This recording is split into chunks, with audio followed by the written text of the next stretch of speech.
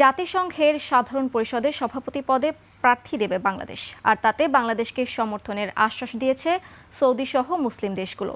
গেল রাতে সৌদি আরব সফর শেষে দেশে ফিরে এই কথা জানিয়েছেন পররাষ্ট্রমন্ত্রী ডক্টর খলিলুর রহমান। দ্বিপাক্ষিক সম্পর্ক জোরদার করতে তুরস্ক ও পাকিস্তান সহ 5টি দেশের প্রতিনিধির সাথে বৈঠক করেছেন তিনি। এছাড়া পাকিস্তান ও আফগানিস্তানের যুদ্ধে বাংলাদেশ কোনো পক্ষ নেবে না বলেও জানান পররাষ্ট্রমন্ত্রী। দীপু শিকদারের রিপোর্ট। লিলি আল্ট্রাসফট সিরাম জেল, যা গভীর থেকে স্কিনে দেয় 3 গুণ সিরাম হাইড্রেশন। সিরাম জেল হাইড্রেশনে ব্রাইট থাকো সব সিজনে।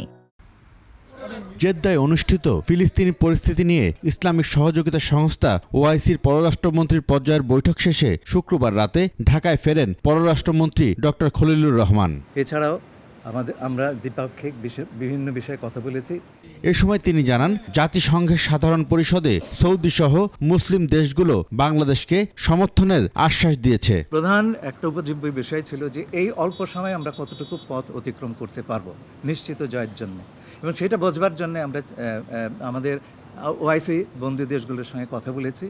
আমরা তাদের কাছ থেকে অকুণ্ঠ সমর্থন পেয়েছি, জোর সমর্থন পেয়েছি, এবং তারা বলেছেন যে তারা শুধু আমাদের সমর্থনই করবেন না, আমাদের প্রার্থিতার পক্ষে তারা সারা বিশ্বে প্রচারণা চালাবে। ফিলিস্তিনের পক্ষে বাংলাদেশের দ্ব্যর্থহীন সমর্থন সবসময় থাকবে বলেও জানান এই মন্ত্রী। বাংলাদেশের যে পজিশন প্যালেস্টাইনের উপরে, এটা দ্ব্যর্থহীন। পূর্ব জেরুজালেমকে ক্যাপিটাল হিসেবে, রাজধানী হিসেবে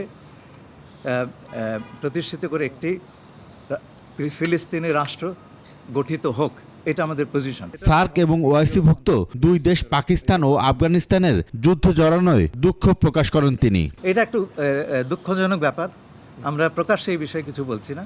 আমরা আমাদের মতন করে বন্ধুদের বোঝানোর চেষ্টা করছি যে এই ধরনের যুদ্ধ কারো জন্য মঙ্গলকর নয়। ওআইসি সম্মেলনে অংশ নেওয়া দেশগুলো প্রধানমন্ত্রী তারেক রহমানকে অভিনন্দন জানিয়েছে বলেও জানানো হয়। সফরটা অত্যন্ত সফল এবং ভালো হয়েছে। দীপু শিকদার, 21 টেলিভিশন, ঢাকা।